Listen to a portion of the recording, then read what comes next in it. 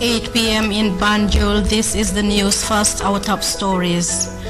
Amnesty International presents its human rights findings on the Gambia to the Vice President.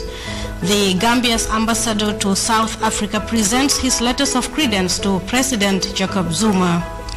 South Africa's punk rock music sparks a cultural revolution in Johannesburg's town of Soweto. And the World Food Programme warns against famine in South Sudan due to serious food insecurity. These and many more coming ahead in this hour. I am Jaina Bajalo Marong.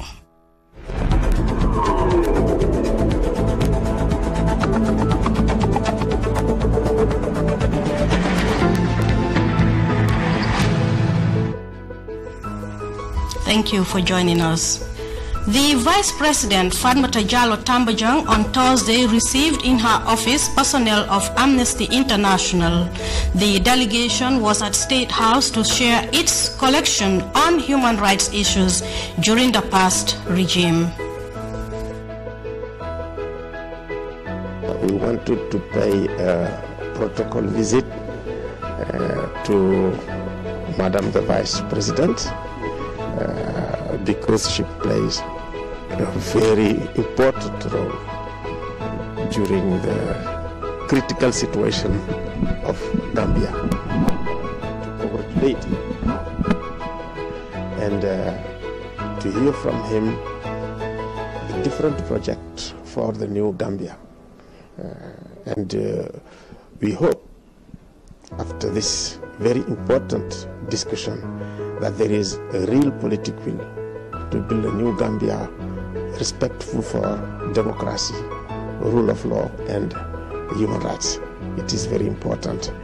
And we have heard also all the projects, national plan is done with a priority for human rights. And we have informed His Excellency, Madam Tambajang, that we have made a film, Amnesty International have made a film called, We Never Gave Up, to pay tribute to Gambian human rights defenders here, that challenges the political violence here, the tyrannic regime that was a nightmare during 22 years, fighting against torture, against arbitrary detention, and enforced disappearance. It is very important that we have all the lessons learned by these very brave people and to give it as inspiration for the future generation. And we know that with these guys, human rights defenders here in Gambia, we are sure that they will monitor human rights and the fundamental freedom for every citizen in Gambia. The Gambia's ambassador to South Africa, Abdoulaye Bojang, Wednesday presented his letters of credence to President Jacob Zuma. Ambassador Bojang is also accredited to Botswana, Lesotho, Malawi, Namibia, Swaziland, Zimbabwe, and Zambia. He promised to work closely with South Africa in deepening the already cordial relations between the two countries. The Janneh Commission has again asked Lebanese businessman Mohamed Bazi to give a detailed account of his financial dealings with former President Jammeh, especially the telecom gateway. Aissatou Keita has the details in this report. Investment holding? Yes, ma'am. He is a familiar face at the Commission. Mohamed Bazi appeared as a businessman who has partnered and previously worked with former President Jammeh in a string of business ventures. Reappearing before the Janneh Commission, Bazi delivered more evidence on his business dealings with ex-President Jammeh in relation to the national telecom giant Gamtel's Gateway contract. The testimony before this Commission indicates that you had a connection through Spectrum, and that in fact you represented Spectrum in the acquisition of the Gamtel shares. I don't represent Spectrum here in the country. As I explained on the past to you, I don't have no interest in Spectrum Hotel. I bought so many companies. I only do, I believe I invest what I do myself. I don't believe in other people managing other companies, so I only invest in energy and petroleum. All other telecom, other things, construction, people coming here. So I was just bringing people, advert the Gambia outside, giving good image about Gambia as a safe place to invest. That was my duty. A lengthy period of questions and answers followed before one Mohamed Tarif Mauta was ushered in before the commission. My question is, why is there a difference between the money that was paid in Lebanon and the money that was paid into the president's account? If you check, the total amount will be the same. Because Mr. Sharara at some time, let's say if every month we give here 500,000, sometime he put there, he combined the two payments together at $1 million and he paid. So not every month he was paying the amount 500,000 to us. Some month he paid less, some month he paid more, but at the end of the day there was, let's say, the account was matching together. They paid everything. The new entrant was introduced by Vanessa Andrews, Mr. Bazi's lawyer, as a defense witness to Mr. Mohamed Bazi. You, Mrs. Andrews, or your people have called this witness here as a witness. Is that the position? That is correct, Mr. Commissioner. Very well. Mr. Commissioner, Honorable Commissioner. Now, let me make this clear then. Yes. Then the position right now is that you are a witness of TEL. But you are not, you cannot be a representative of TEL. That is the present position. The commission quickly dismissed Mr. Bazi's new witness, Tarif Mauta, for lacking the power of attorney. If you do not have a power of attorney and you are not a member of the management or board of TEL, I do not see how you can say you will be here as a witness of TEL. This moving the commission to resume sittings on Monday. For GRTS News, I am Aissatou Keita. Representatives of the 9 registered political parties that constitute the Gambia Inter-Party Committee have called on party leaders to prevail on their supporters to denounce all forms of violence that could threaten the country's peace and stability. Seni Marina reports.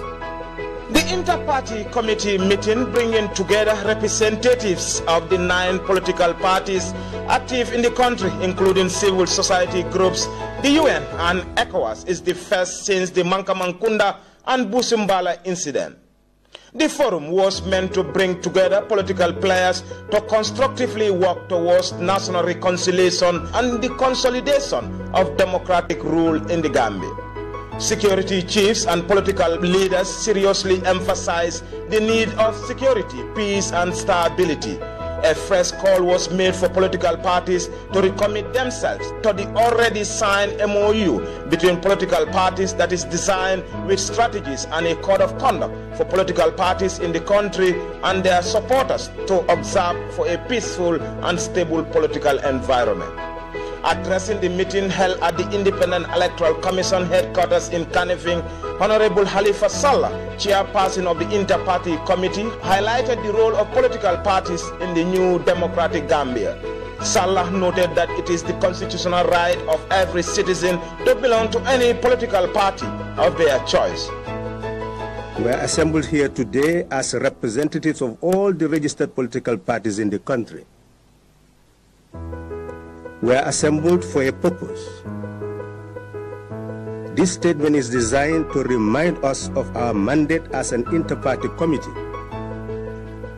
functioning under the Constitution and other laws of the country, which we have bound ourselves to observe, respect, and uphold. The ECOWAS mission chief in Banjul, Ambassador Vabah K. said ECOWAS is keenly monitoring recent political events in the country. Madam Gayflow called on political players to exercise restraint and avoid tensions that can generate conflict. we were kind of concerned about the recent happenings, and we have been consulting with headquarters, and we were watching, we were advised to monitor the process, and the rest steps were taken. The Deputy Inspector General of Police, Mahmoud Job, underscored the importance of peace and security, saying the recent incidents are regrettable, and henceforth police will provide security to all political parties embarking on tour and rallies. It is unfortunate that something happened within these days, and the security is investigating. Hopefully within a very short time, a report will be presented. Major General Yankuba Drame is the Deputy Chief of Defense Staff. The GAF number 2 advised against conflict, saying violence should be the last resort as we enter a new era of political dispensation. The episode of recent post, precisely last week, should be seen as a cause of concern for all well-meaning Gambians. Tangos Madi Jobate and Wanep Anna Jones, both civil society leaders, join other voices such as Becky Ada of the UN system and the Gambia Press Union's Emil Toure to emphasize the need for peace and reconciliation as the way forward for New Gambia. The Chief Electoral Officer and Director of Operations at the IEC, Mr. Sambujang Conte, also advised political parties to abide to the signed MOU and avoid conflict. From United Democratic Party's Deputy Leader Yamundao Sek to Opposition GDC Sambaba, NRP Awaba, APRC Sidin Jai and Usman Gay, Lamin Jawra of GPDP, Lamin Dao of NCP, GMC Modu Sidibe and PDOI's Ami Silla, all political leaders appeal for calm and political maturity. The Inter-Party Committee came into being in 2006 following the intervention of the former Nigerian President Olusegun Obasanjo to resolve a political impasse that led to the arrest of the opposition leaders of the former National Alliance for Democracy and Development. Reporting for GRTS News, I am Seni MK Marena. A $1.5 million mortuary building was on Wednesday handed over to Brikama Hospital Management. The modern mortuary facilities was constructed by the Brikama Primary School Ex-Pupils Association with support from Brikama natives in the diaspora. Sally Jaju reports. One integral component of every health facility. The challenges of not having a mortuary in Brikama Health Facility has been a daunting challenge, not only to the people of Brikama, but those who come from far and wide to seek for medical attention in this particular hospital. This is why the Brikama Ex-People's Association deemed it fitting to build such a mortuary in this health facility. Mr. Usman Yabo is the president of Brikama Primary School Ex-People Association. Mr. Yabo, why did your association took up this initiative to build this mortuary? This came as a result of, we had an experience here when a young man died who was not within this community, and there was nobody to take care of the body.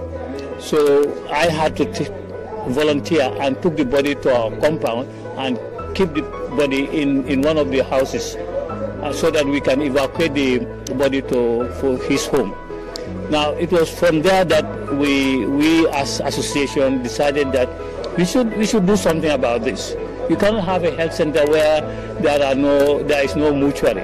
The CEO of Brikama Area Council, Mamsed Jalo, said Council, as the primary service provider of the region, will take full responsibility of the maintenance and proper upkeep of the facility. Council has adequately budgeted for the maintenance and upkeep of this facility with a view to ensuring that the services provided here are done in a more effective and efficient manner and to the satisfaction of the deceased or the bereaved families.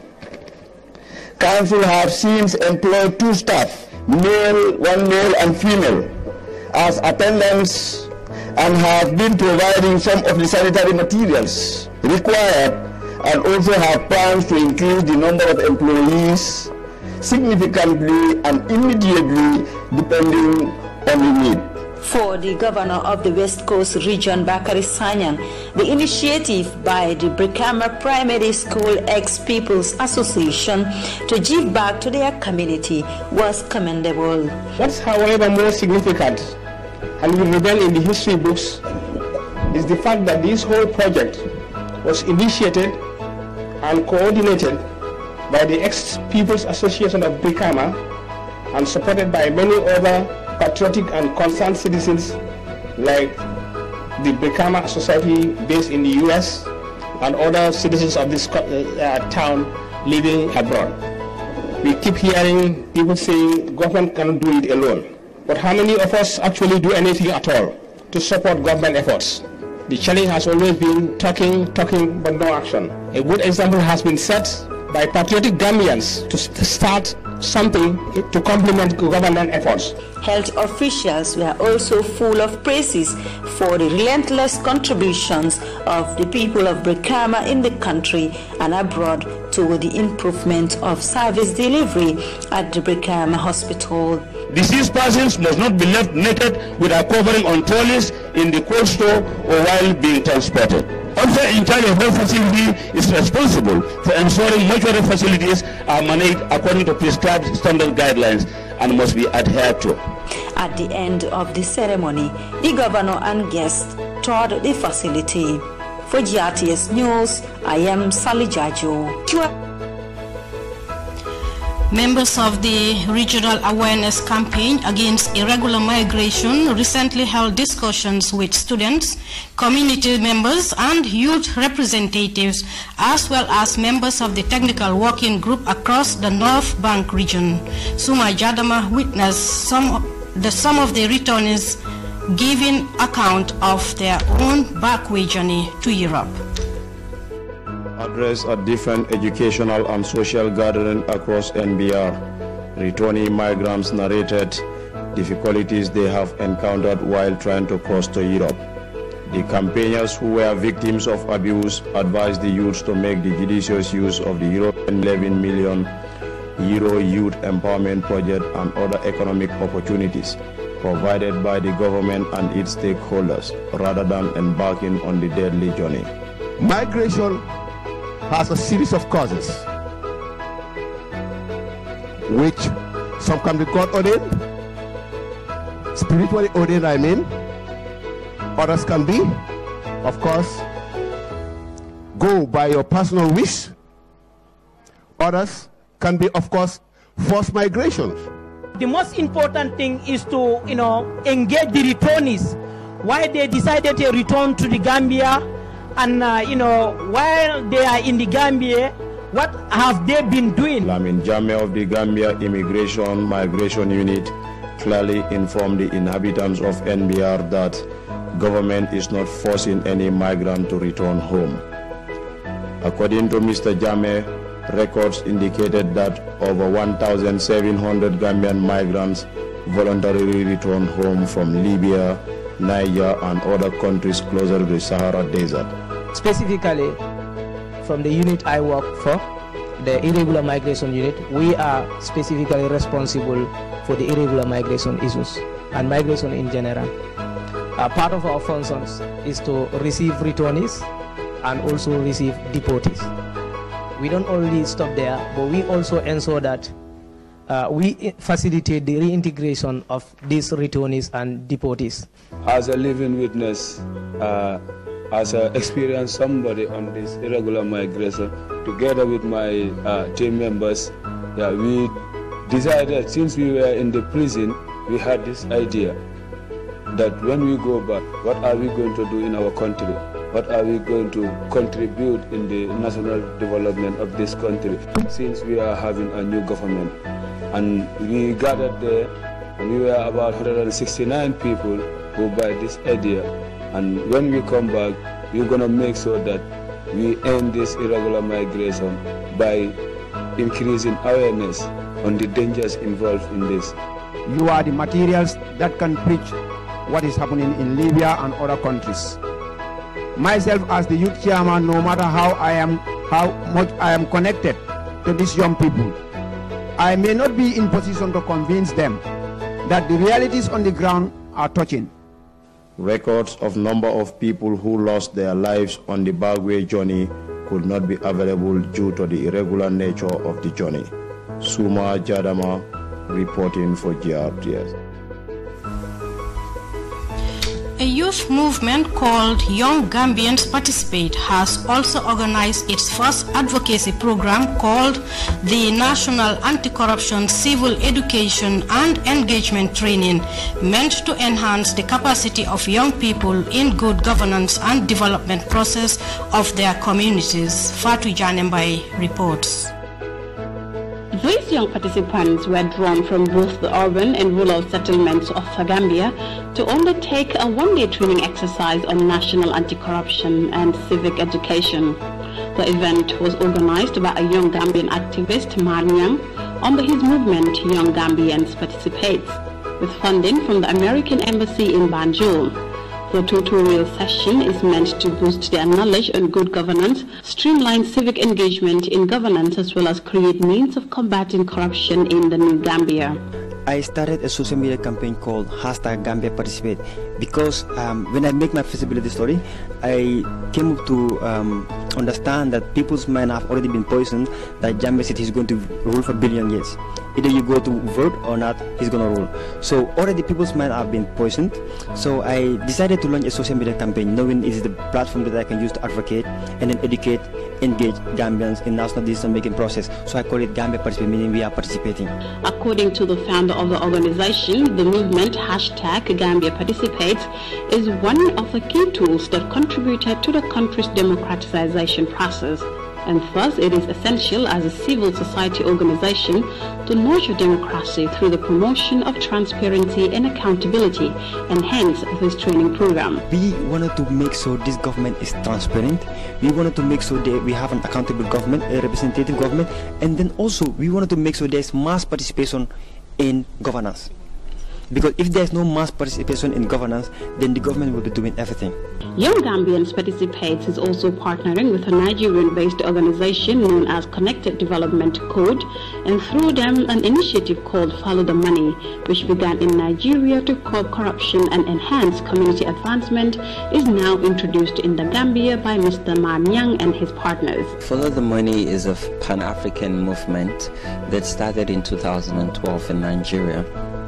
And for us, we were trying to understand and answer the question how public funds are being used judiciously in rural communities. So for us, it's about access to healthcare services, access to education, access to water, sanitation, and hygiene. Budget execution is so critical because that is where you now track the money, you follow the money, so that if it is allocated that 100 million or 1 million will go to Ministry of Youth and Sports and 100,000 would go to NYSS. You want to follow that 100,000 to see has it arrived at NYSS. With the introduction of Follow the Money Gambia chapter, officials believe that it will enhance transparency and accountability in governance. This training, therefore, is expected to boost the knowledge of these participants to grasp the opportunity offered by Young Gambians Participate in building a free and more democratic nation. Reporting for GRTS News, I am Fatu Janembai. Time now to take our first commercial break. The sports news is next. Stay with us. From an early age, we value the feeling of speed, the thrill of the wind as we rush to our destinations, the feel of our feet bounding over the ground, the way the world blurs as we rush by, faster, faster than a ray of light, I'm flying. I have one speed, I have one gear. Keep on moving, I won't stop till I get there. Want to experience speed? Then subscribe to the Gambia's only 4G LTE mobile network, QCell. With speeds of up to 45 megabytes per second, you can get online in the blink of an eye. The fastest browsing, stream videos faster, do much more faster. Just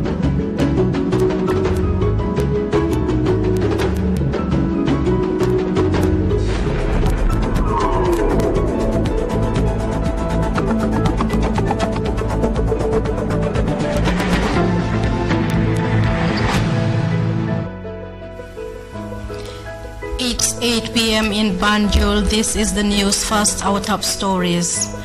Amnesty International presents its human rights findings on the Gambia to the Vice President. The Gambia's ambassador to South Africa presents his letters of credence to President Jacob Zuma. South Africa's punk rock music sparks a cultural revolution in Johannesburg's town of Soweto. And the World Food Programme warns against famine in South Sudan due to serious food insecurity. These and many more coming ahead in this hour. I am Jaina Bajalo Marong.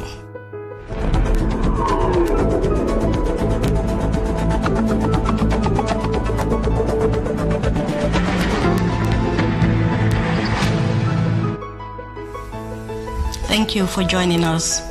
The Vice President, Fatmata Jallow Tambajang, on Thursday received in her office personnel of Amnesty International. The delegation was at State House to share its collection on human rights issues during the past regime. We wanted to pay a protocol visit to Madam the Vice President because she plays a very important role during the critical situation of Gambia. To congratulate him and to hear from him the different projects for the new Gambia. And we hope after this very important discussion that there is a real political will to build a new Gambia respectful for democracy, rule of law, and human rights. It is very important.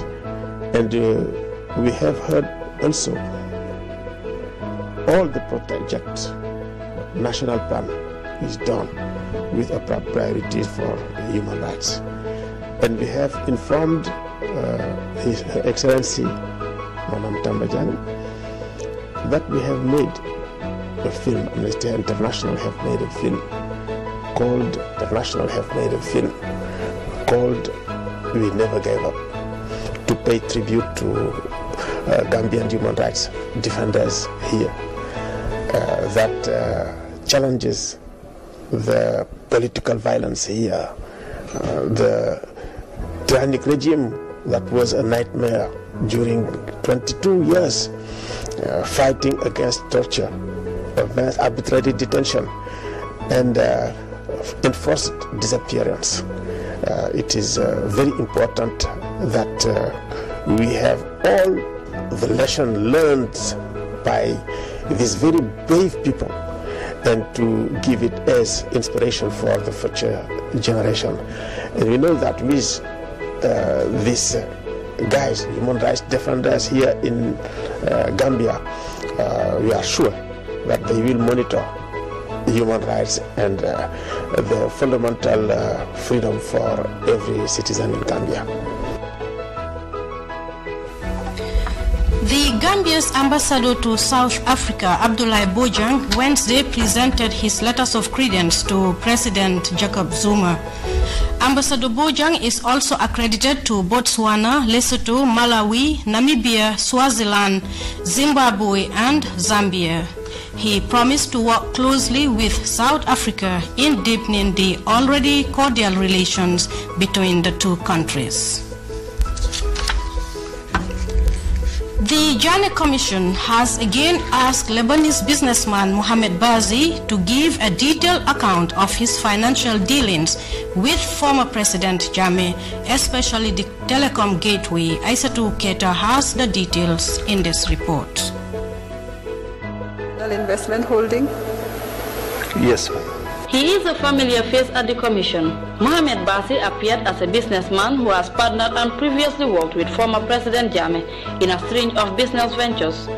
Reappearing before the Janneh Commission, Bazi delivered more evidence on his business dealings with ex-President Jammeh in relation to the national telecom giant Gamtel's Gateway contract. The testimony before this commission. An amateur team competing in the Birmingham County FA, Nineveh won the treble in the last campaign. The 2016-17 season will be remembered as the year Nineveh won every tournament in which it entered, with the cup final against Niger Football Club played at Birmingham St. Andrews Stadium.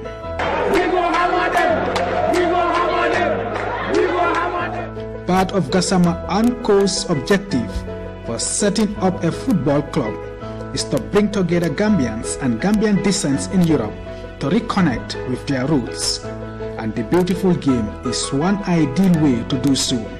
Currently I've got 4 players on holidays in the Gambia, and we're hoping that we will have this conversation with the coaches, the national coaches, the football association, to get these young people out there to play for our national teams, because they'll be proud to put on the national colors. Nineveh Football Club is now promoted to the Birmingham District Football Association's league, where the team sits third on the league table, 3 points behind the leaders, but played fewer games than the table toppers. With the club registering success on the pitch and attaining its objectives off the pitch, Gassama is thinking big. In the next 5 years, hopefully, fingers crossed, we want to see Nineveh to be a branding name, not only in the UK, but in the whole of Europe, as a Gambian team, because that's what we are trying to market it. It has never happened in the history of our country, and we want to see Nineveh FC to be the pride of every Gambian. So in the next 5 years, hopefully we want to see Nineveh in the Premier League. That might be a distant prospect and a huge challenge to one day rub shoulders with the likes of Liverpool, Man United, Arsenal or Manchester City. But Nineveh Football Club is gradually climbing the ladder, and it's often been said, a journey of 1,000 miles begins.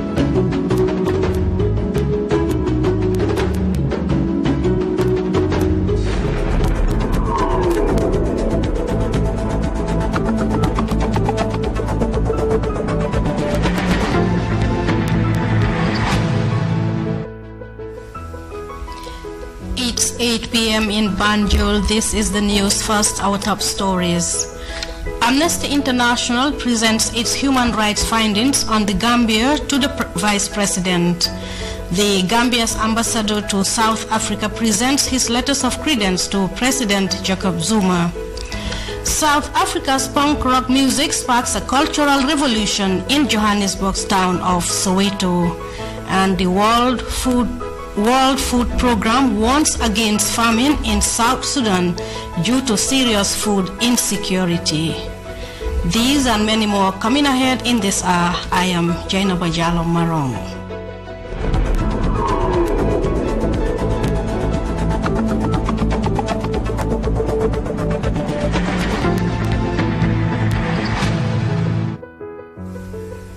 Thank you for joining us. The Vice President, Fatmata Jallow Tambajang, on Thursday received in her office personnel of Amnesty International. The delegation was at State House to share its collection on human rights issues during the past regime. We wanted to pay a protocol visit to Madam the Vice President because she plays a very important role during the critical situation of Gambia, to congratulate him and to hear from him the different projects for the new Gambia. And we hope after this very important discussion that there is a real political will to build a new Gambia respectful for democracy, rule of law, and human rights. It is very important. And we have heard also all the projects, national plan is done with a priority for human rights. And we have informed His Excellency, Madam Tambajang, that we have made a film.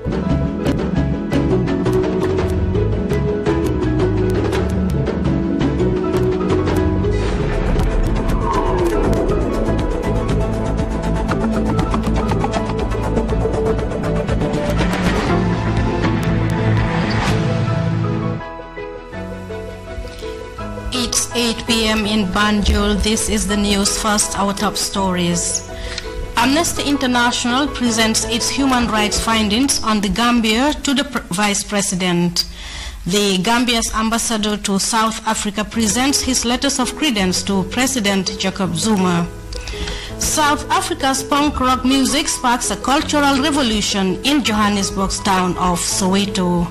And the World Food Programme warns against famine in South Sudan due to serious food insecurity. These and many more coming ahead in this hour. I am Jaina Bajalo Marong.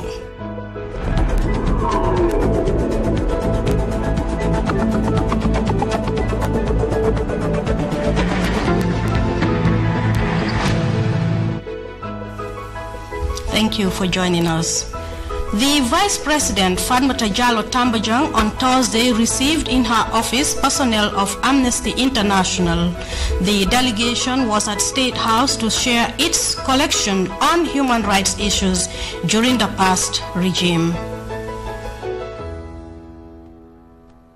We wanted to pay a protocol visit to Madam the Vice President because she plays a very important role during the critical situation of Gambia.